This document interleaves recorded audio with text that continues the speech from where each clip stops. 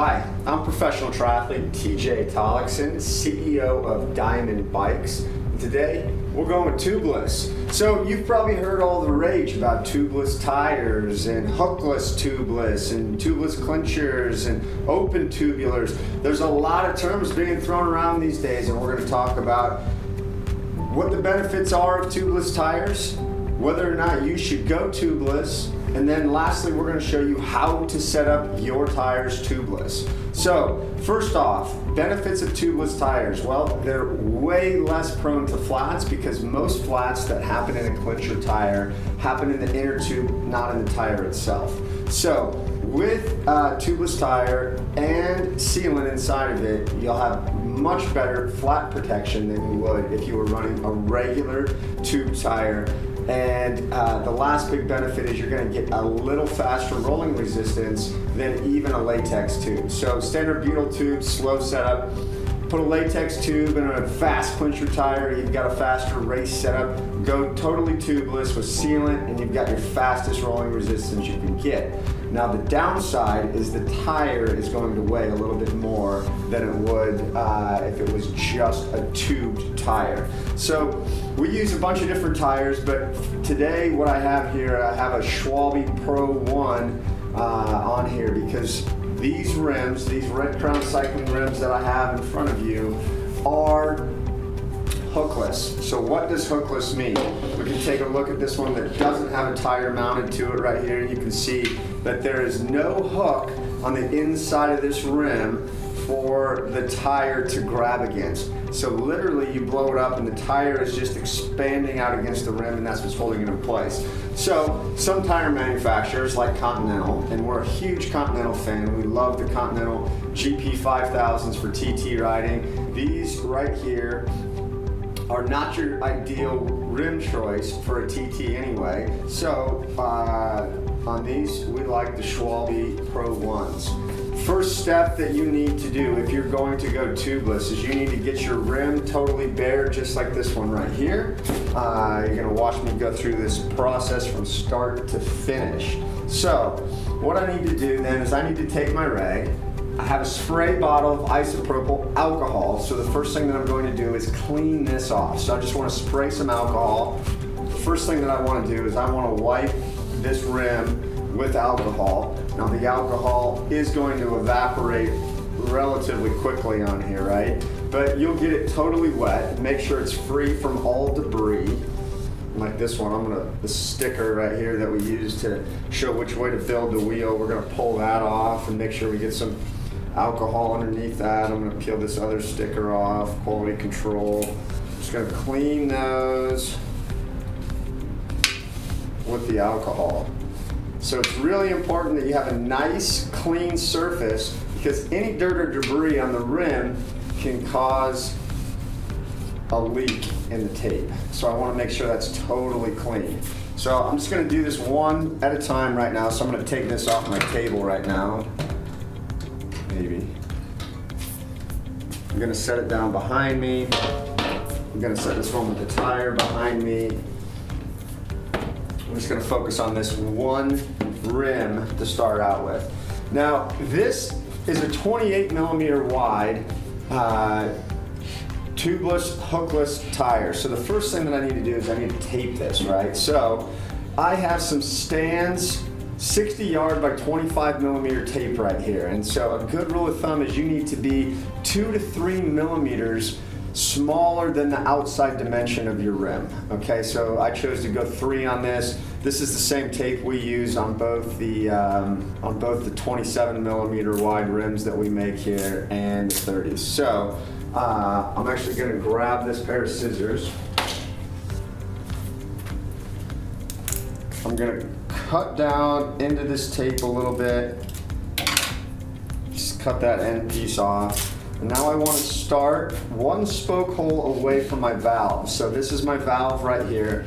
I want to go on the other side of the spoke hole next to it, okay? I want to apply that tape.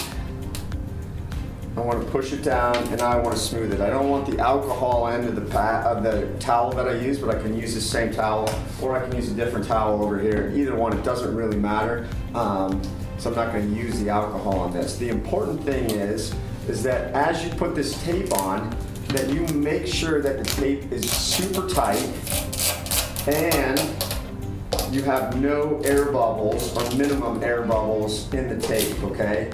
I will say this over and over again, how important this is to set this up, because any small air bubble that gets under this tape can cause the entire system to leak. It won't work. So again, you want to hold this and you want to pull this super taut as you lay the tape down. And then as you lay it down, you want to come back over this with this towel to press it down in the groove on the rim. And you can hear, as I'm doing this, you can hear this tape settling into that groove and the air bubbles popping out into the spoke holes. That's really important for making sure you have a good seal. So I try to do this in tangential lines, right? So that means I can get a really great force applied to it and straight. And I'll just kind of do these in small sections.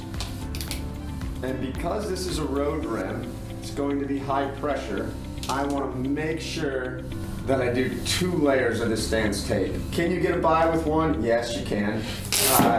Will it be a little bit better if I use 2? Yes, it will be a little bit better. So we're gonna put two layers of tape on the rim.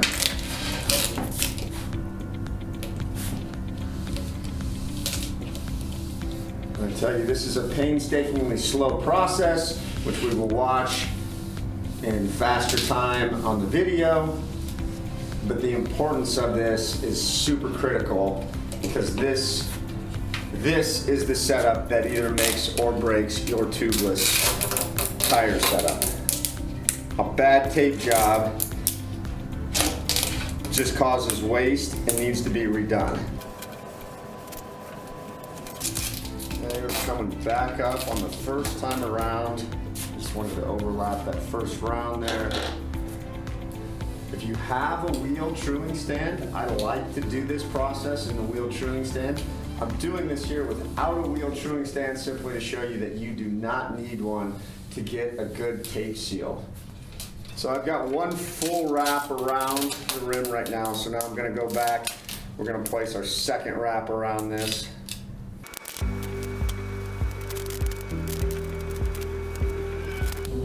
Halfway down with the second loop now. Again, slow and taut tape, that makes a huge difference.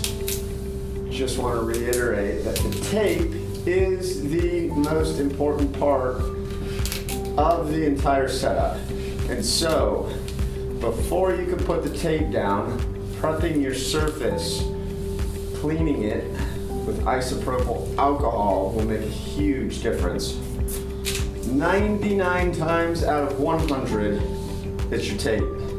Oh, you think it's your valve hole, you think it's a spoke hole, you think it's something else. It's your tape. It's your tape. It's your tape. Not necessarily the brand of your tape, it just means it was probably your tape job. Here we are back over to the start point again. So this is my 2 loops. And again, when I go over the valve stem, I want to make this so I go over to the second spoke hole, the one spoke hole over from the valve stem. So here's my valve stem on the crown. I'm going to pull up, unwrap this tape a little bit.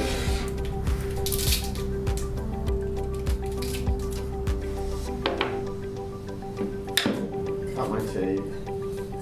Make sure you only smooth it in the direction of the tape. If you go backwards, you will peel the end and put lint or sticky fuzzy stuff underneath there. But there we have it. This is a tubeless tape job. You should just have a tiny little hole where each spoke is. The That tape needs to be laid down flat in the grooves. No air bubbles in there to get in the way. We're going to pull this one off right now, because now we're going to look at a tire that doesn't hold air and what the tape looks like and how we can do it better. If I can get a tire lever. I like these big Pedro's tire levers. They do a good job of working with the extra heavy duty sidewalls on the tubeless tires. You see, this actually has sealant in it already, but we want to make sure that we don't stack a bunch of sealant in there until we know that the tire actually holds. Your tires should hold air without sealant before you put sealant in. If it doesn't, you're relying on something you probably should not be relying on. So if we look at this tape, it looks like it's pretty good. I can probably tell where the leak is actually coming from. There's a tiny fold here in the tape that's a little bit loose, and that's most likely where the leak in this is coming from, but this actually only has one layer around it too. And when I do high pressure rims, meaning if I have over 80 PSI, I want to do those with 2 layers. Alright, so I'm going to mount these new tires onto these rims, unbox this tire. Fancy. So this is a Schwalbe 1 700 by 28. It's pretty common, a road tire for people to ride right now. It's got a directional tread on it, so we want to check that before we install this. But we get the tire ready, put some shape in it. We got to make sure we have a tubeless valve that's of the right depth for the rim. Got that right here, and this little O-ring. Then what we want to do is we want to make the smallest hole possible in this rim at the valve hole. And so I'm going to use this. You can use a spoke. I try not to use anything that's any bigger than necessary, because what happens if the hole is too big is you can leak air through there. So I try to start with the smallest hole possible and gradually make it a little bit bigger.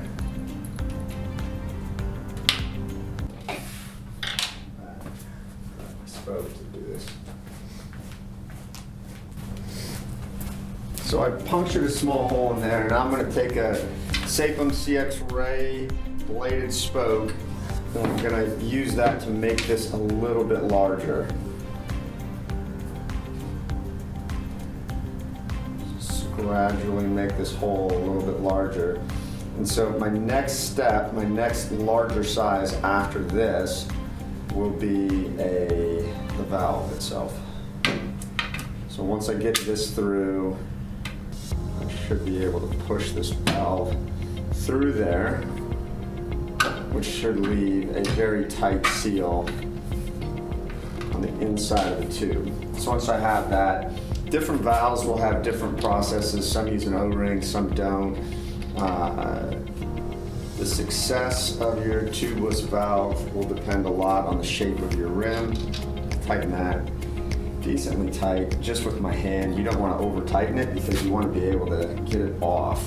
And again, we check the rotation on this wheel, and you can see I still have foam protector over this hub here, but I can see that my rotor is right here, and if you know what the rotor means, is that's your non-drive side, right? So this is a front wheel and it goes this way. I want to check the rotation. The Schwalbe should be fairly easy to tell which way the tire rotates. So these arrows on the tire face the way that it rolls, and so this will be the way that it goes on. When you actually mount this tire, you want to make sure that you center your valve around where the logo on the tire is. That's always good practice to do. When I mount this tire, I'm just going to mount it like a regular tire. pretend that there's a tube in there, even though there is not. So I'm gonna mount the tire over the entire rim, tire hanging over on both sides. And then I'm gonna put one side on at a time, using my hands for as much of this as I can, using the tire lever only if I have to. Okay, so we get that, and now we're opposite the valve. And so what I want to do now to try to get as much of this with my hand as I can is stick this down and squeeze the tire together so I can take as much of the slack out of the tire as possible. It's always good practice to do that. And if you get it to the point where you have a tiny bit left, you don't have a tube in there to worry about pinching, so it's fairly easy to use this as a jack and just get the tiny little bit of the rim back over and it pops into place well there. As long as I make sure that my valve is centered on both sides, I should be able to put some air in this with a regular pump. And now if I can do that, then I know I'm set up well to when I actually use a compressor that I can blast this into place. Now, you may need a compressor regardless of how good your tire is or how well you installed it. You may need a compressor, but we're going to give this a try first.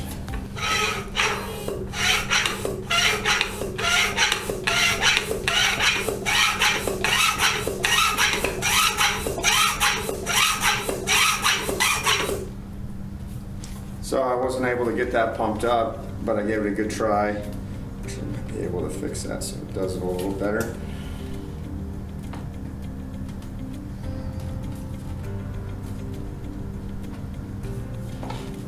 But that's probably one of the biggest downsides to using a tubeless tire, is you'll either need a pump primer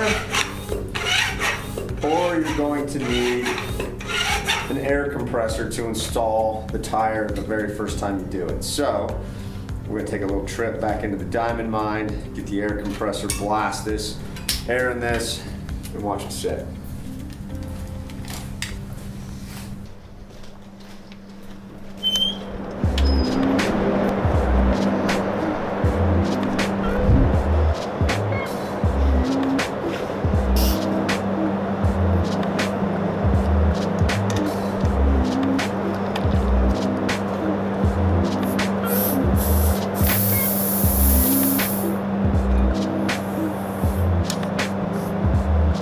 See what I'm doing, I'm blasting air, short spurts into this tire so I don't blow it off the rim. At the same time, I want to try to get this baby fully pushed out here.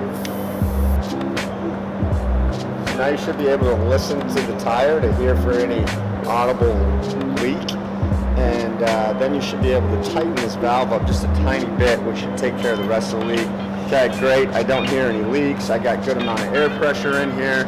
And so at this point, once I've already seated the tire and do this, that's when I will install sealant. And so to install sealant, you actually need to deflate the tire, add the sealant inside there. We try to add just a couple ounces of sealant in there, depending on how big your tire is. But yes, you use the removable valve core tool, pop this off, add some sealant in there, and then it'll be good. I'm not going to put sealant in this because I'm going to ship this, and I don't ship any new wheels with sealant in there. But that's how we set up the tubeless.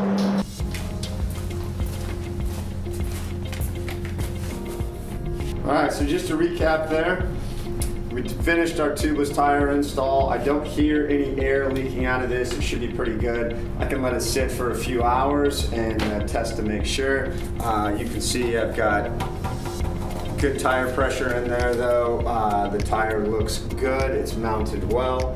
And we have tubeless. So the last step would then be to remove the valve core. If you use this small valve core tool, pop the valve core off, then you can use a small bottle of sealant.